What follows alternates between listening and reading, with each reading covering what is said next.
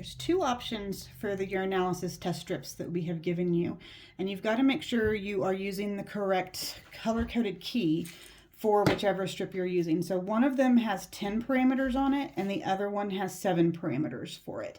I'm going to go ahead and do the 7 parameter test first. Whenever you're reading it, the test strip color key always tells you which way you're supposed to hold it. So it says strip handle on this side, you would hold it this way, and then line up all your tests so that they are in order. And then what you're doing is you're comparing the color to all the colors that are on there, and when you get a match, that's the number that you would write down.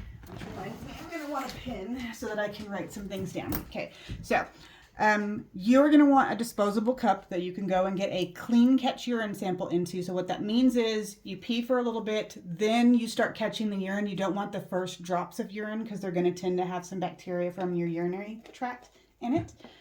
Then once you have your clean catch, you're going to dip your strip in there, making sure you get all the squares in the urine, get the excess urine off on a paper towel, and then all of the tests on the 7 test strips say that they are all supposed to be read at about 60 seconds. And so you wait for that 60 seconds. Somebody wrote this note on this one: the results are not valid after 5 minutes. So basically you have 5 minutes after you've dunked it to read everything.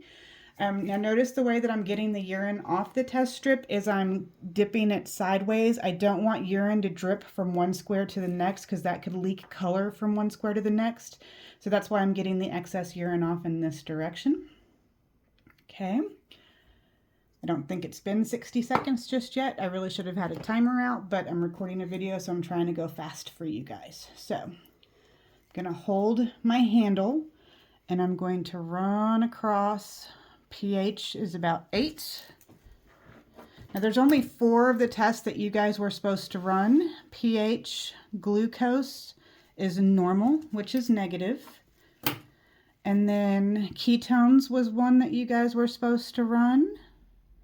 Ketones is negative on this one.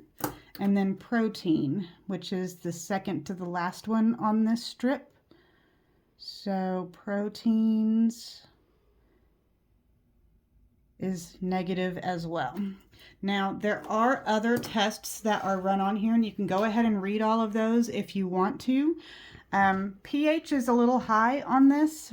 It's not outside of range, but it's a little bit on the high side. That could mean that a person's vegan. It might mean they have a urinary tract infection. The glucose is supposed to be negative for normal. Ketones are supposed to be negative. Leukocytes, that would mean that a person had a urinary tract infection. This one is running towards there's trace amounts of leukocytes that are in there. Nitrites are positive. And we already did protein count earlier. Blood, there's no green specks in there at all, so the blood is negative as well. So those are the tests that you can run on the 7 strip. Go ahead and pause it.